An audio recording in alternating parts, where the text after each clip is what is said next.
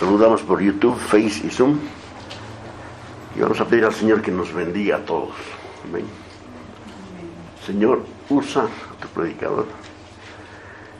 Bendito Dios, impartiendo tu gracia. Y que todos los oyentes, Señor, recibamos esta mañana tu preciosa bendición en nuestros corazones y mentes, Señor, con esta preciosa carta a los Colosenses. Gracias, Señor. Amén, amén. Amén. Amén.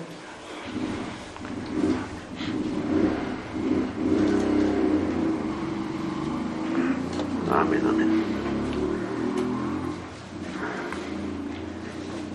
Entonces, Colosenses 1, 15 al 23.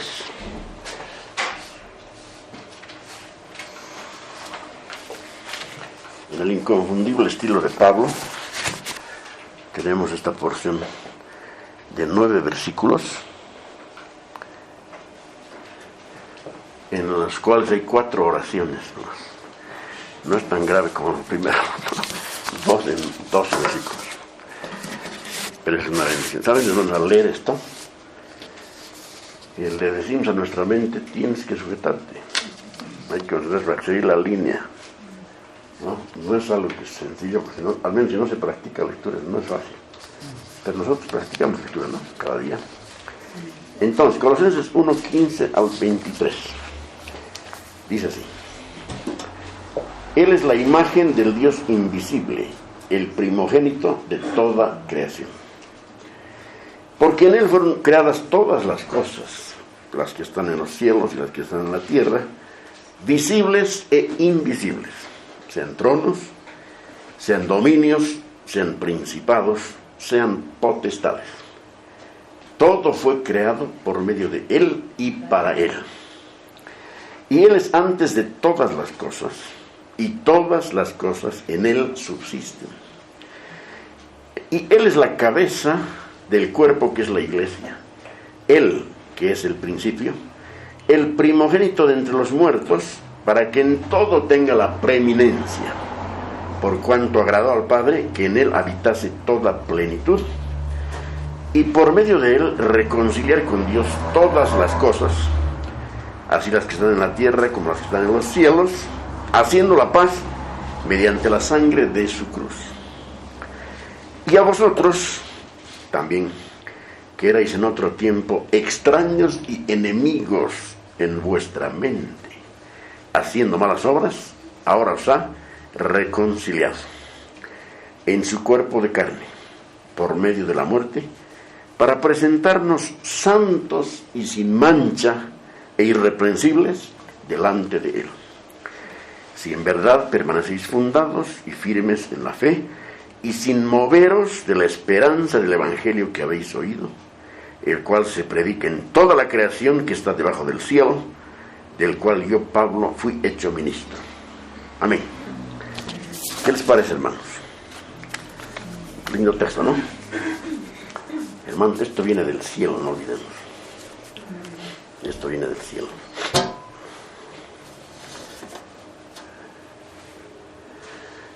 El tema, el Cristo de la gloria, cabeza de la iglesia. Aquí tenemos, hermanos, un banquete cristológico en esta porción. Ya una delicia de palabras sobre nuestro Cristo. No, nuestro Cristo es muy grande, es muy hermoso. Su valor es infinito. Todas sus virtudes, sus atributos son maravillosos. Él no cambia. Es el Cristo de la gloria y es cabeza de la iglesia. Amén. Entonces vamos a ver en el versículo 15 en su relación con Dios. No, hay una relación de Cristo con Dios. Él es la imagen del Dios invisible. Esa es la relación. En los versículos 16 y 17, en su relación con la creación, hay una relación de Cristo con su creación. Y en el versículo 18, su relación con su iglesia. Su relación con su iglesia. Bueno, empecemos con, Él es la imagen del Dios invisible. Aquí tenemos, a ver, dos ideas. Primero, que Jesús nos dice cómo es Dios. Aquí Jesús nos dice cómo es Dios. Nos ha dicho, Pablo nos dice cómo es Dios. ¿Y cómo es? Es invisible. Es invisible, sin embargo, Jesús o Cristo es la imagen de ese Dios invisible. Amén. Él es la imagen del Dios invisible. Dios es espíritu y por eso es invisible. Pero en la persona de Cristo, Dios se ha hecho visible a nosotros. No visible en su plenitud, eso no es posible, sino en su carácter. Si queremos saber cómo es el Padre, miremos a Jesús. Porque eso es la representación del Padre. Es el Hijo de Dios. ¿Amén? Juan 14, 8 al 9a. Juan 14, 8 al 9a. Felipe le dijo, Señor, muéstranos al Padre y nos basta. Jesús le dijo, tanto tiempo hace que estoy con vosotros y no me has conocido, Felipe. El que me ha visto a mí, ha visto al Padre. ¿Okay? Ha visto al Padre. La segunda idea, que la palabra imagen contiene también la idea de representante. El primer representante de Dios fue Adán en el huerto. Pero Adán fracasó, ¿no? Miserablemente cayó en pecado y comprometió a toda la raza humana que estaba en sus lomos. ¿Ya? El primer Adán entonces fracasó. El segundo hombre, que es Cristo, lo representó perfectamente y mostró al mundo el carácter del Padre. En este sentido, Él es la imagen de Dios. Amén. Ahora vamos a ver Colosenses 3:10. Saltamos un poquito para ilustrar esto. Colosenses 3:10 dice, y revestido del nuevo.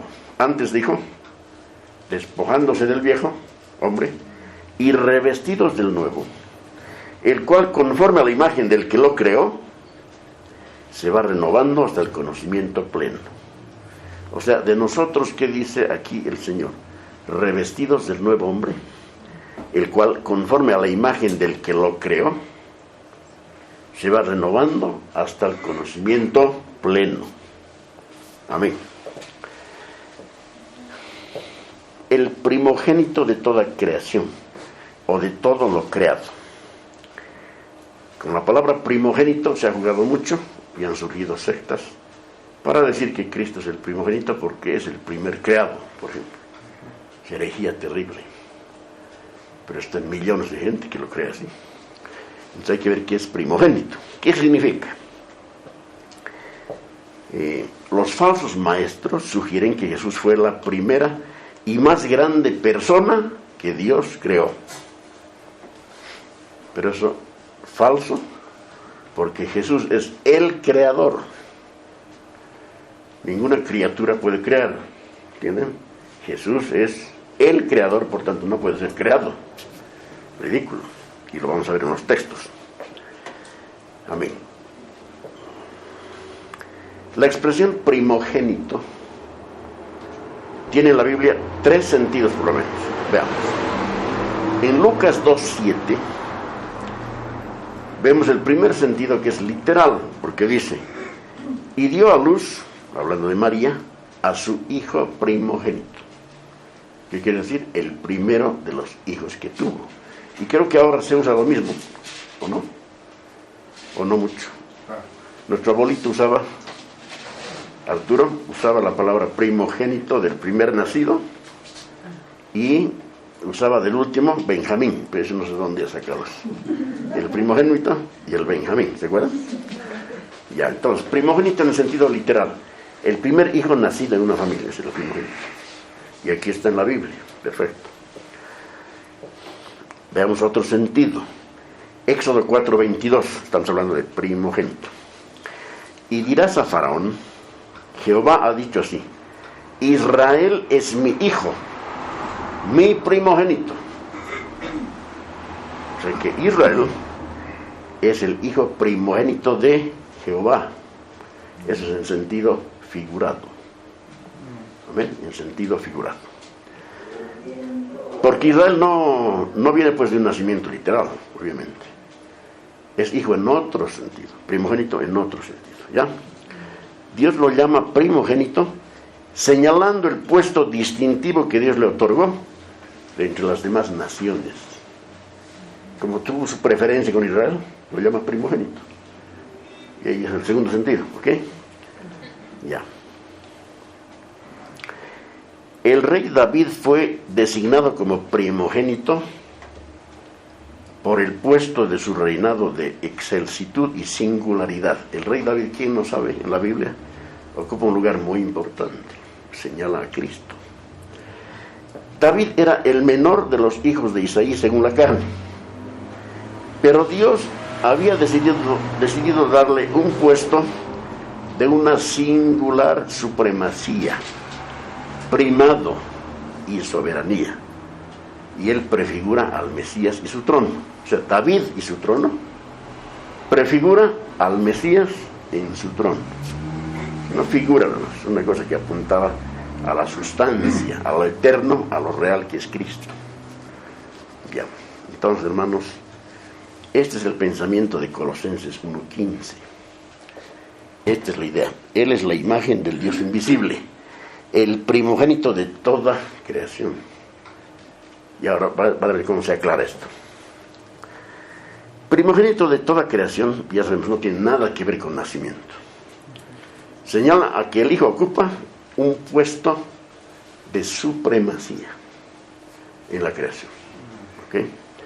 1:16. Ahora vamos avanzando en nuestra porción de hoy. 1:16. Los falsos maestros emplean el versículo 15 para enseñar que Jesús fue creado y evitan leer el versículo 16. Si te visitan esos que sabemos, le muestras que Jesús es Dios. No, Él fue creado. 1:15. Pero no lee el 16. Veamos el versículo 16. Ahora voy a leer juntos el 15 y el 16, a ver qué les parece. Él es la imagen del Dios invisible, el primogénito de toda creación, porque en Él fueron creadas todas las cosas, las que hay en los cielos y las que hay en la tierra, visibles e invisibles, sean tronos, sean dominios, sean principados, sean potestades. Todo fue creado por medio de Él y para Él. Hasta aquí sabemos que el agente de la creación es Cristo, porque Él es el verbo. Y Dios creó todo hablando, ordenando. El Cristo aparece desde Génesis, hermanos, y en todos los libros, ¿no? Amén. Jesús es el mismo creador. Ahora veamos en esta porción 15 y 16 lo siguiente. Cuando dice por Él fueron creadas todas las cosas, por Él, está hablando que el poder es suyo, por Él, poder de Cristo. Cuando dice por medio de Él, es el agente de la creación. Por eso dice Juan, y sin Él, nada de lo que ha sido hecho fue hecho. O sea, si no hay Jesús en la creación, no hay creación. Por eso dice por medio de Él, el agente de la creación. O sea, por la persona del Hijo se ejecutó la creación. Y finalmente para Él, ¿qué quiere decir para Él? El objetivo de la creación, que todo sea de propiedad de Él. ¿De quién? Del Hijo, el Cristo. Qué lindo, hermano. ¿Se arma la cosa? O sea, Él es el heredero de Dios. Él es el heredero. ¿Nosotros qué somos?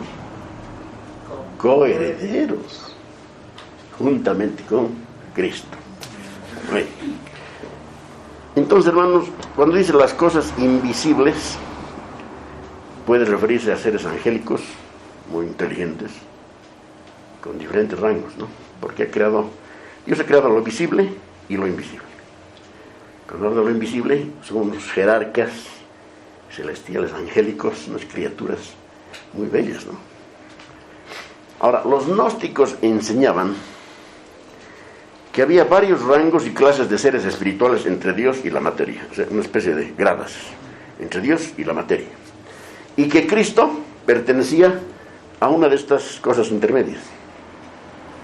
Miren los gnósticos y su maldad. Dios está aquí, Cristo es metido aquí entre Dios, espíritu y materia, en un lugarcito al medio, porque la materia es mala. O sea, una doctrina, pero infernal. Eso no dice la Biblia para nada, ¿no? Eso en cuanto al pensamiento de los gnósticos. Ahora, actualmente los espiritistas pretenden que Jesucristo es un ser avanzado de la sexta esfera. Ya no me acuerdo de las antiguas esferas porque poco de espiritismo hemos practicado, ¿no? ¿Ya? Los testigos de Jehová enseñan que antes que el Señor entrara en el mundo era un ángel creado. Eso es bastante conocido. Nada menos que un arcángel. Jesús era un arcángel, te dicen. Y nada menos que el arcángel Miguel. ¿Qué tal es, hermano? Terrible. El arcángel Miguel es un ser creado hermosísimo. Está del lado del Señor. Dios lo ha cubierto y lo ha guardado. Pero es creado, es un ser creado. Jesús no es un ser creado, Él es el creador. Amén. Él es el creador absolutamente de todo, lo visible y lo invisible. 1.17. Y Él es antes de todas las cosas, y todas las cosas en Él subsisten. Él es antes de todas las cosas. No dice, Él fue antes de todas las cosas. Porque fue, le daría otro sentido, de que Él comenzó alguna vez. No, Él es presente. Él es antes de todas las cosas. Y este tiempo presente justamente se usa mucho en la Biblia para describir la atemporidad de Dios. Dios no es temporal. O sea, el espacio y el tiempo están sujetos a Él, porque Él creó esas cosas. Él no está en medio de eso, sino sobre eso, ¿eh? Juan 8:58. Jesús les dijo: de cierto os digo, antes que Abraham fuese, yo era. No era, yo soy. Y si hubiera dicho yo era, hubieran dicho, este está loco. ¿No? Hay que meterlo a algún instituto, está loco.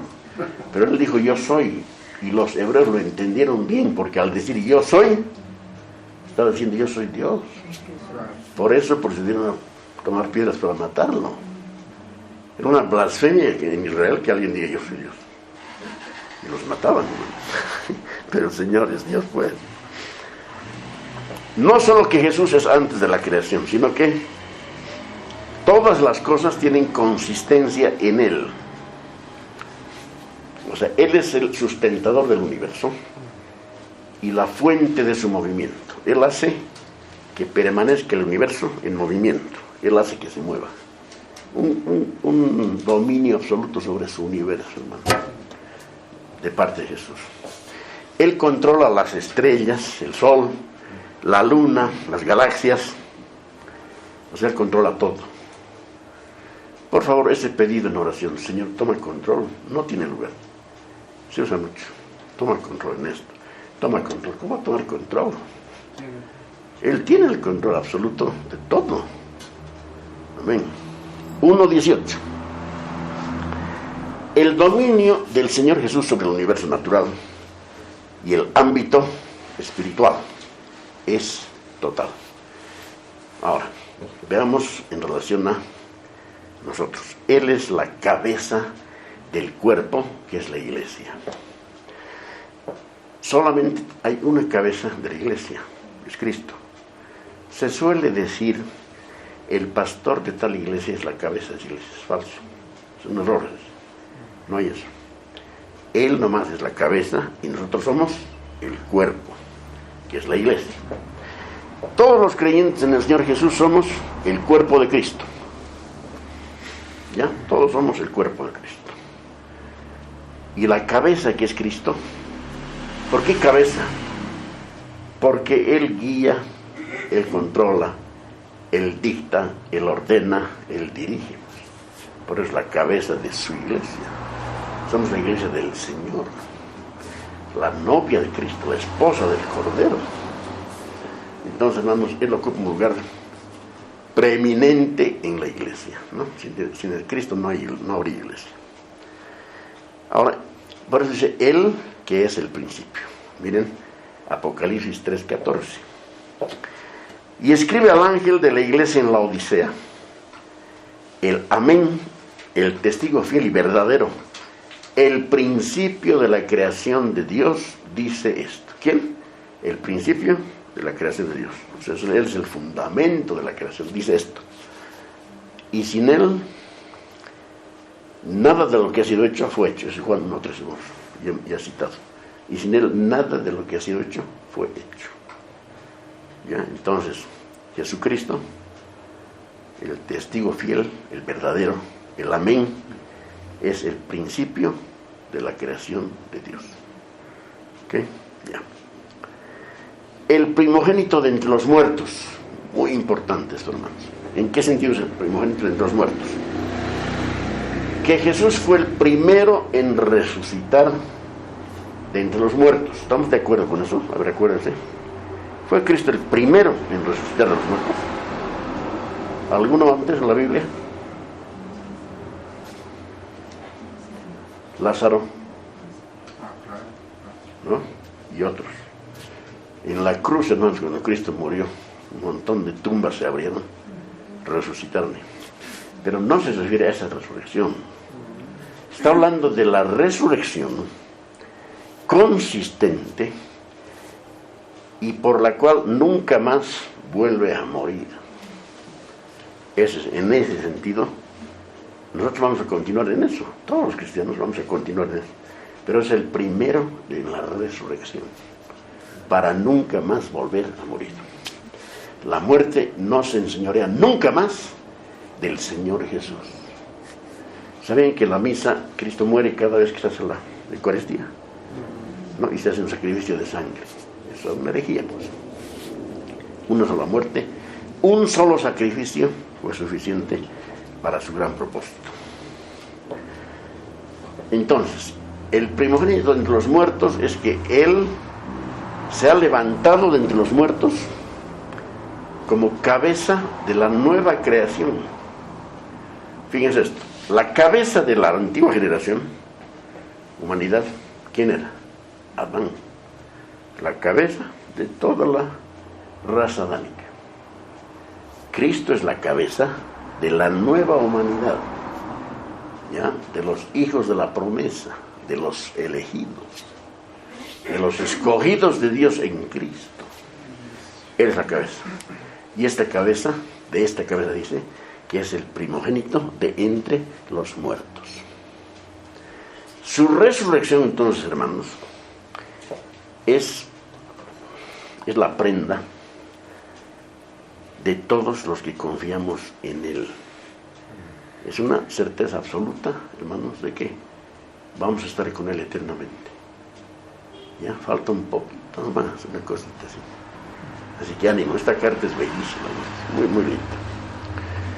A ver, Alfred Mays lo expresó bien, dice así: Cristo no puede ser segundo ante nadie.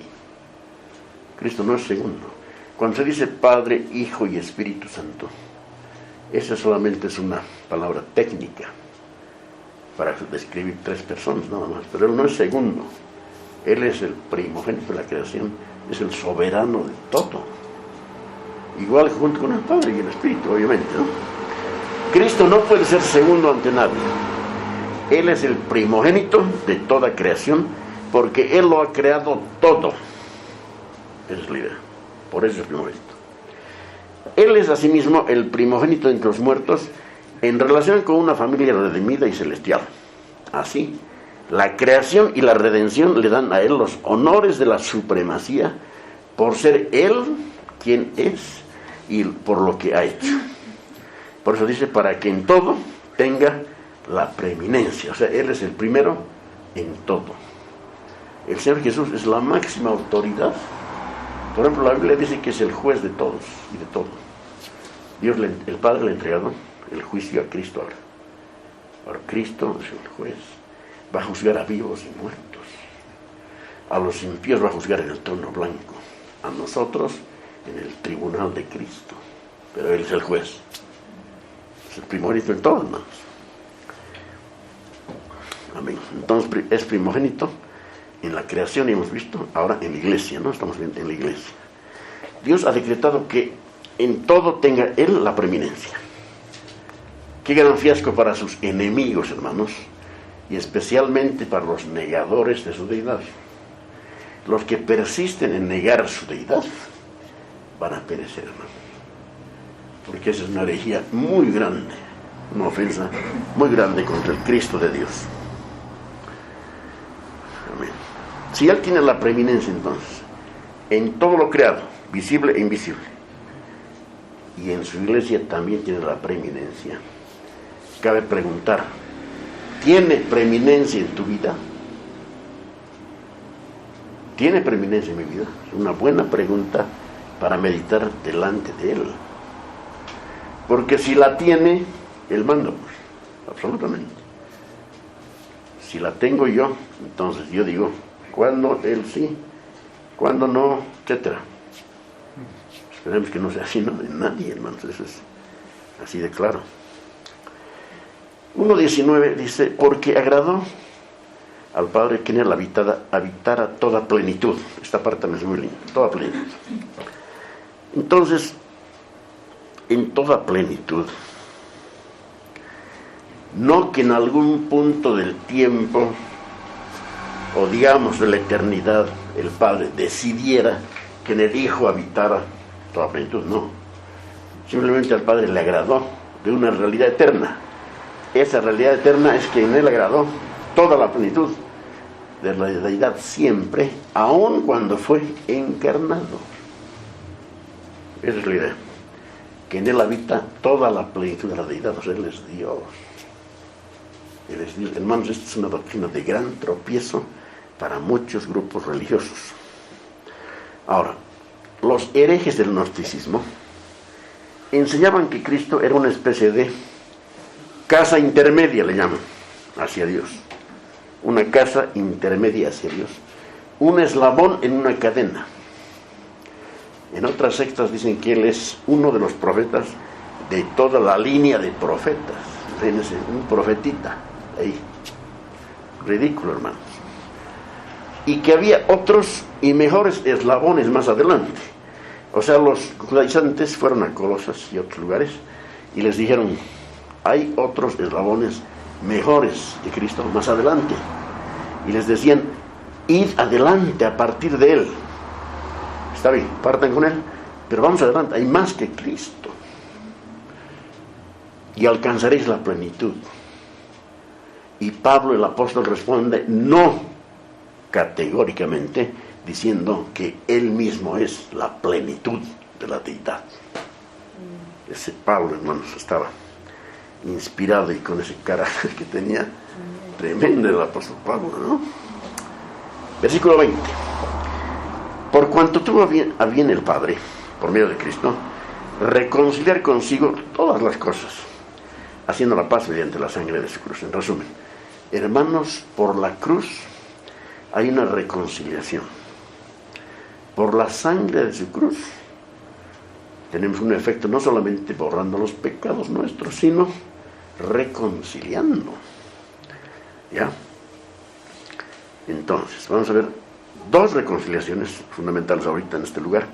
Uno, la reconciliación de las cosas, versículo 20, y dos, la reconciliación de personas, versículo 21. O sea, cosas y personas. ¿Por qué cosas? Porque con la caída de Adán se ha deshecho todo el orden de Dios. Con la caída de Adán, la rebelión de Adán, el engaño que sufrió Eva, hermanos, todo ha sido deshecho de su origen, pero todo va a volver a lo que era y más allá de lo que era. Esto por la obra de Cristo. Entonces, lo primero, dice, la reconciliación de todas las cosas es futuro. Pero lo segundo, la reconciliación de personas, ya está hecho, ¿sí o no? ya estamos reconciliados. ¿Estás reconciliado? ¿Se imaginan? No, estábamos lejos de Dios, en delitos y pecados. Desde que nacimos con una enemistad directa contra Dios. Él nos ha reconciliado en su cuerpo de carne, para presentarnos a Dios santos y sin mancha. Qué hermoso, ¿no? Reconciliación. Ok, entonces lo nuestro ya está hecho, ya fuimos reconciliados. ¿Faltan muchos? Faltan, ¿no? Hay que evangelizar, pues, faltan muchos. Reconciliar significa básicamente restaurar algo a su origen, a una relación o norma inicial que era correcta, era buena, y hacer la paz donde antes había enemistad, ¿no? Porque Dios tenía contra nosotros una ira, su carácter tenía ira contra nosotros y éramos hijos de ira, lo mismo que los demás. Pero Dios, ¿no? ¿Se acuerdan ese pero tan lindo? Entonces, Dios no necesita ser reconciliado. El hombre necesita ser reconciliado con Dios. Amén. Seguimos. Cuando el pecado entró en el mundo, el hombre se enemistó con Dios. Adoptó una actitud, un pensamiento de hostilidad contra Él. Eso es, hermanos, en todos los seres humanos. Unos lo muestran directamente, otros lo esconden, lo disimulan, sin querer. Pero eso es de naturaleza, eso es de comienzo. Todos hemos estado ahí. Es un estado, hermanos, caído, muy lamentable. Entonces, el hombre necesita ser reconciliado. Y aquí vemos que el pecado afectó, hermanos, toda la creación.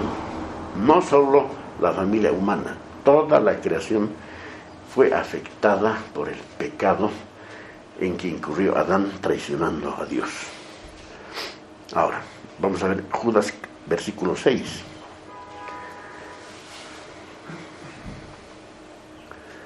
Porque aquí vamos a ver que ciertos ángeles habían pecado en algún momento del pasado. Sin embargo, en la Biblia no hay ninguna indicación de una redención para los ángeles. No hay. No existe eso, no. Existen unas doctrinas que enseñan eso. No. Judas 6. Y a los ángeles que no guardaron su dignidad, sino que abandonaron su propia morada, los ha guardado bajo oscuridad en prisiones eternas para el juicio del gran día. O sea, cayeron y Dios ya los expulsó y los encerró en una prisión o prisiones para el día del juicio. Va a ser el juicio justo de Dios contra seres angelicales, hermanos, tremendos seres inteligentes, poderosos, pero traicionaron a Dios. Y Dios no los ha redimido ni lo va a hacer. Aquí está. Ya están guardados para el día del juicio. Voy a leer 2 párrafos de Gill. Hay un comentarista, John Gill, dice así. Y los ángeles que no conservaron su primer estado, y los ángeles que no guardaron su dignidad, aquí es su primer estado, hermanos, o principado, eran unos príncipes tremendos en la creación de Dios, no guardaron ese estatus, esa condición santa, honorable y feliz en la que fueron creados. Hermanos, no guardaron eso. Fueron creados en perfecta santidad y justicia. Estaban en la relación de hijos con Dios y eran, por el brillo de su naturaleza, comparables a las estrellas de la mañana. Estaban entre los tronos, dominios, principados y potestades. Era un rango de criaturas superior al de los hombres, y que contemplaban el rostro y disfrutaban de la presencia de Dios. Pero este estado no lo conservaron, pues siendo criaturas mutables, al pecar uno de ellos primero, los demás fueron arrastrados por él, y por eso ya no eran lo que eran antes, ni estaban en el mismo estado o lugar. Tal fue el poder de engaño del del ángel más hermoso que Dios creó, Luzbel. Tal fue el poder que se llevó un tercio de ángeles engañados. Segunda parte del versículo, sino que abandonaron su propia morada. Miren esto, abandonaron su propia morada. Al intentar elevarse más alto, o al dejar su posición y puestos de honor, al no querer estar sujetos a Dios, y especialmente al Hijo de Dios, al Cristo, que iba a asumir la naturaleza humana después, y en ella estar por encima de ellos, con Satanás a la cabeza de ellos, de los rebeldes. Aunque esto puede considerarse como una parte de su castigo, y puede decirse que hicieron lo que se les obligó a hacer, porque fueron expulsados de su morada nativa, el cielo. Fueron expulsados de él y arrojados al infierno. Segunda Pedro 2, 4. Y esta es su morada. Dejaron, cayeron, fueron arrojados. Dios los juzgó severamente, sin oportunidad de arrepentimiento. Segunda Pedro 2:4. Porque si Dios no perdonó a los ángeles que pecaron, sino que arrojándolos al infierno los entregó a prisiones de oscuridad para ser reservados al juicio, etc.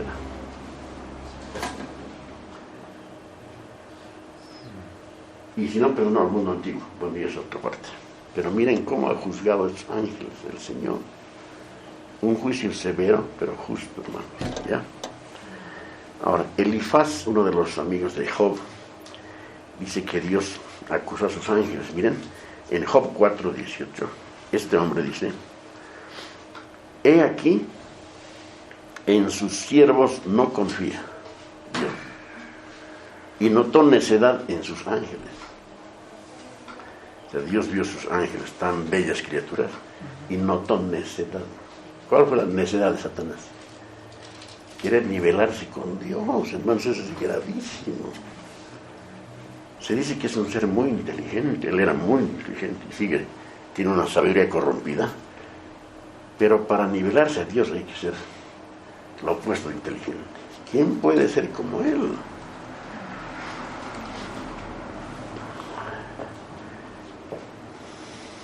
Número 2, la creación animal quedó afectada por el pecado.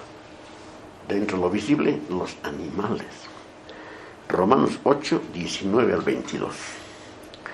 Romanos 8, 19 al 22. Porque el anhelo ardiente de la creación es el aguardar la manifestación de los hijos de Dios.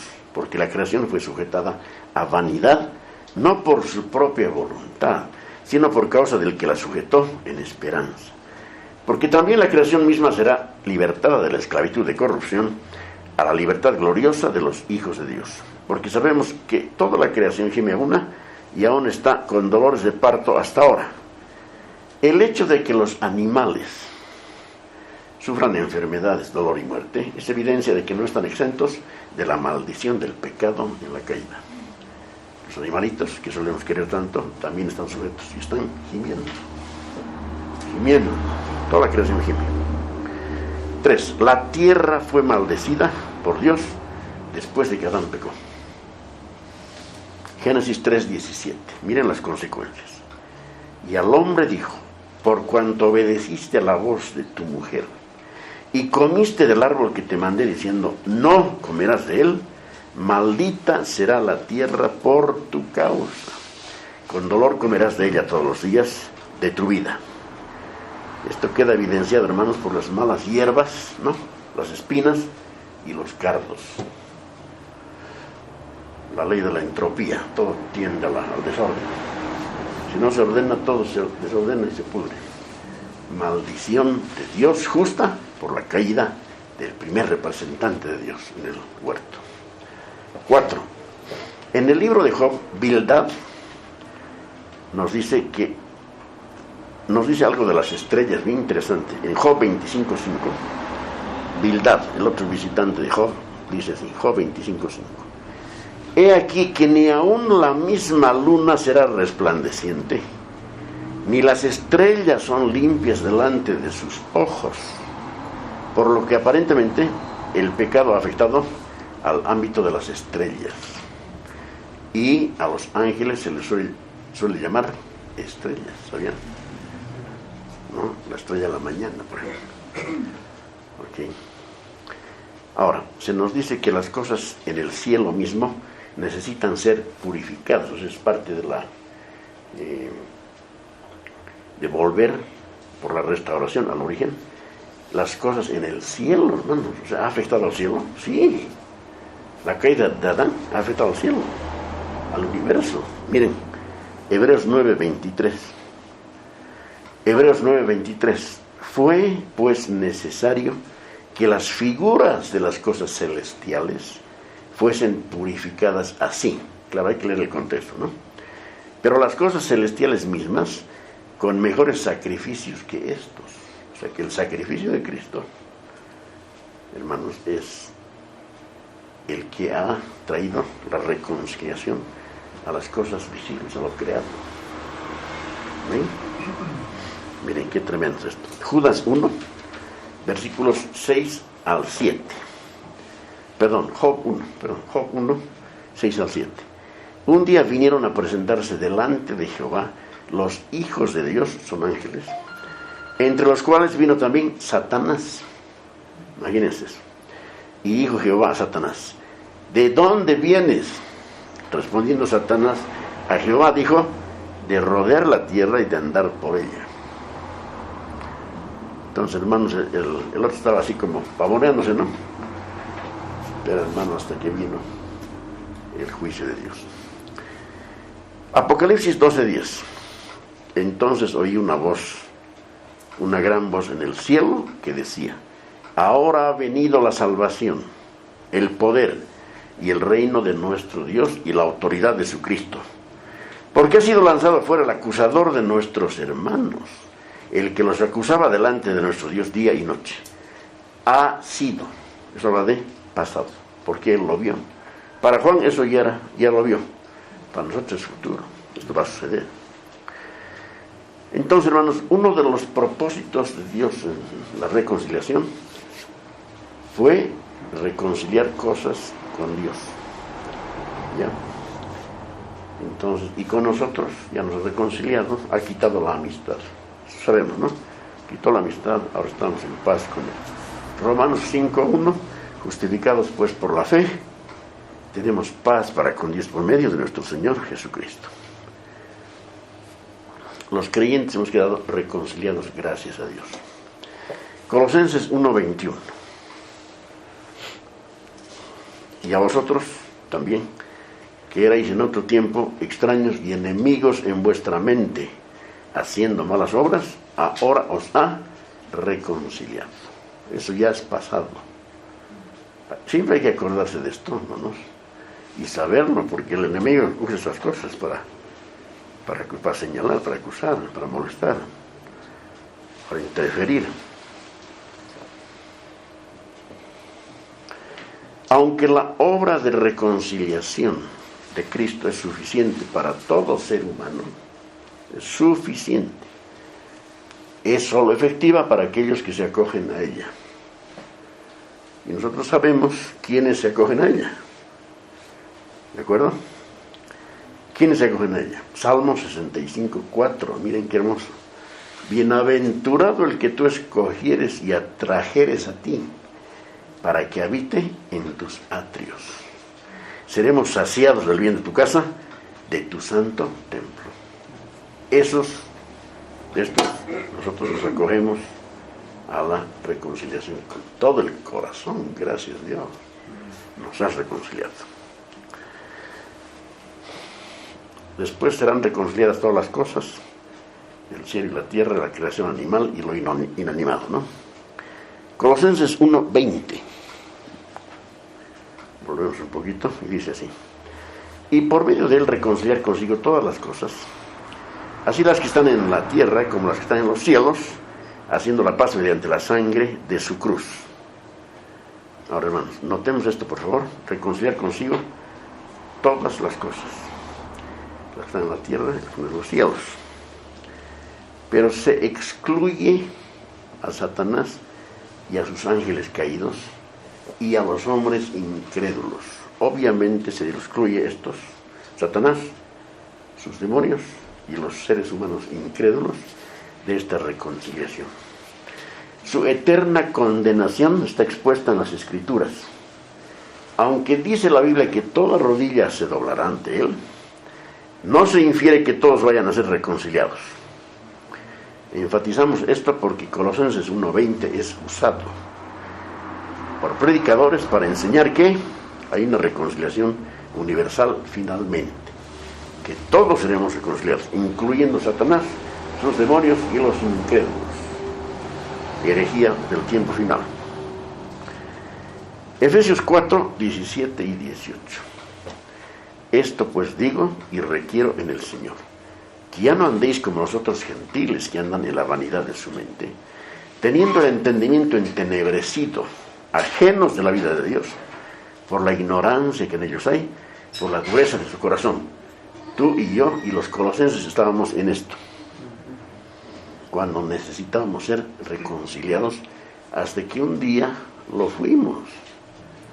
Hermanos, alegrémonos de esto, somos reconciliados. Colosenses 1:22. Los había reconciliado en su cuerpo de carne. En su cuerpo de carne por medio de la muerte.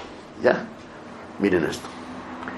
Los ha reconciliado en su cuerpo por medio de la muerte. Su cuerpo de carne, esa frase, su cuerpo de carne, sencillamente significa, y Pablo la puso con un propósito, de que Jesús nos reconcilió muriendo en la cruz en su cuerpo humano, no como un espíritu, como decían los gnósticos.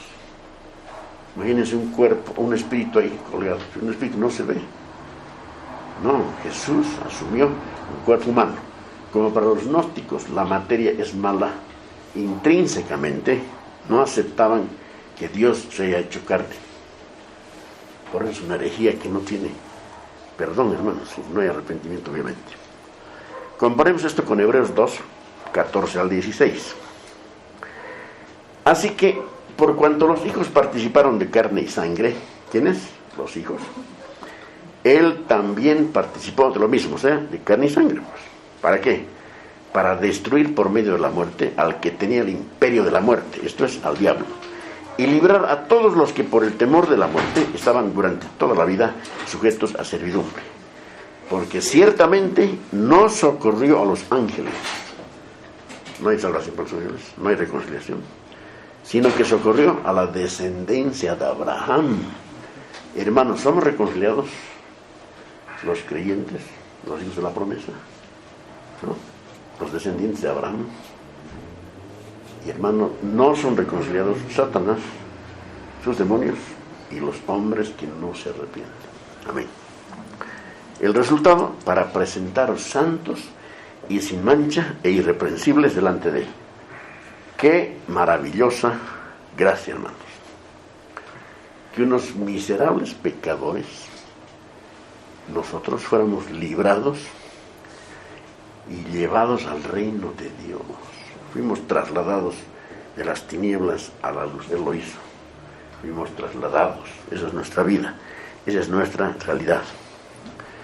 Y en breve seremos presentados a Dios Padre, sin pecado, sin mancha, sin acusación alguna, y le adoraremos con gratitud. Versículo 23. Si en verdad permanecéis fundados y firmes en la fe, y sin moveros de la esperanza del Evangelio que habéis oído, el cual se predica en toda la creación que está debajo del cielo, del cual yo, Pablo, fui hecho ministro. Aquí hay una frase que suena condicional, ¿no? Si en verdad permanecéis fundados y firmes en la fe, y sin movernos de la esperanza del Evangelio que habéis oído. Este versículo 23, hermanos, ha desconcertado a muchos cristianos, porque está todo tan lindo y termina diciendo Pablo, si en verdad permanecéis. Ok, ahora, con este versículo al final de este sermón, miren la importancia de este versículo, por favor. Primero, digamos que la seguridad de nuestra salvación es eterna. es una bienaventurada verdad que está claramente expuesta en la Biblia, especialmente en el Nuevo Testamento. El creyente en Cristo está absolutamente seguro. Por ejemplo, Jesús dijo: nadie las puede arrebatar de mi mano, y nadie las puede arrebatar de la mano de mi Padre. Yo y el Padre somos uno. ¿Eso es seguridad o no? Bien, pero escuchemos lo siguiente. Sin embargo, las Escrituras también enseñan que la verdadera fe siempre tiene la cualidad de permanencia. Esa frase es muy importante. ¿Ya? La verdadera fe, porque hay la falsa fe, ¿no? La verdadera fe siempre tiene una cualidad de permanecer, siempre. Pese lo que pese, pase lo que pase. La fe verdadera siempre permanece. Y aquel que haya nacido de Dios continuará fielmente hasta el fin. Eso lo enseña el Nuevo Testamento. Naturalmente, siempre hay el peligro de las caídas y recaídas en nosotros. No solo el peligro, caemos pues y recaemos, ¿no? Entonces, hermanos, pero el cristiano cae solo para levantarse de nuevo y seguir adelante. Un cristiano no puede abandonar la fe, no puede. O sea, cuando alguno abandona la fe, estando en la Asamblea de los Santos un X tiempo y sale, su fe no era genuina. No era genuina. El Espíritu Santo ha considerado oportuno poner muchos de estos llamados pasajes condicionales en su palabra, a fin de desafiar a los que profesan el nombre de Cristo. Es un desafío para nosotros. Tenemos que animarnos, hermanos, a perseverar. No querríamos decir nada que pueda embotar el acero filo de estos pasajes. No podemos hablar de en contra de la Escritura. Si permanecéis fundados, sí, amén, decimos. Amén. Si permanecemos fundados en la esperanza. Como alguien ha dicho, los pasajes condicionales, como se llaman estos, de la Escritura, contemplan a los cristianos profesantes aquí en el mundo y constituyen sanas pruebas para el alma. ¿Okay? Una vez más, los pasajes condicionales de la Escritura contemplan a los cristianos profesantes aquí en el mundo y constituyen sanas pruebas para el alma. O sea, leemos el último versículo, el 23 de Colosenses 1, y decimos: amén, Señor. No decimos: ¿cómo es esto? Si yo diría: ¿cómo es esto? No puedo tratar así un versículo de la Biblia. Digo: amén, y con todo el corazón. Pridham, un comentarista, dice: el lector notará al estudiar la palabra que es hábito del Espíritu Santo acompañar las más plenas y absolutas declaraciones de la gracia con advertencias que implican un ruinoso fracaso por parte de algunos que están nominalmente en la fe.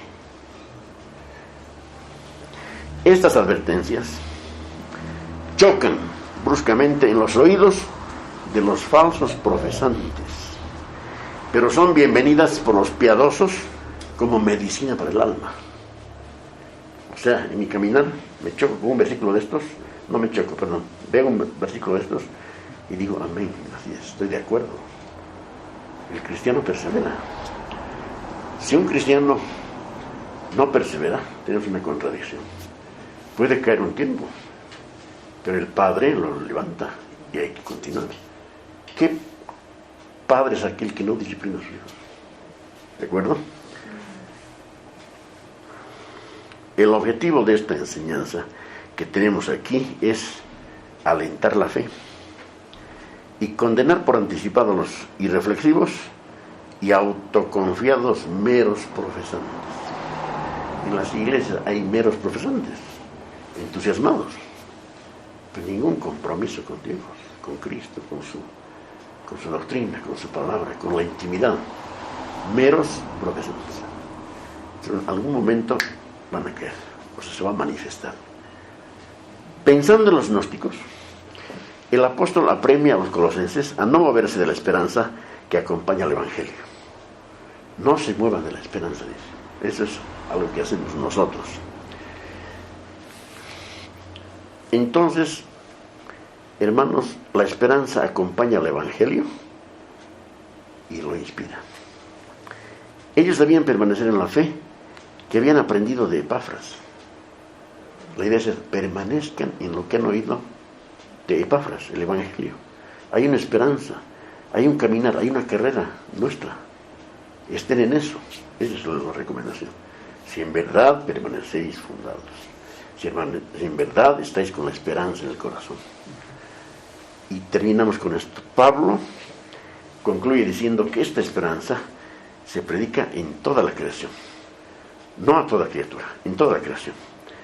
No era un hecho consumado, sino un proceso que estaba en marcha. ¿Ya? Pablo se refiere a sí mismo como ministro, al final, que significa siervo. Esa palabra ministro al final quiere decir siervo. Fui hecho ministro, fui hecho siervo. Tú mandas y obedezco. No tiene nada que ver, digamos, con un rango, una oficialidad en sí. No denota un cargo así alto, sino simplemente a un humilde servicio. El siervo es el que humildemente sirve al Señor. Hermanos, todo en su lugar han visto. Esta carta es muy hermosa.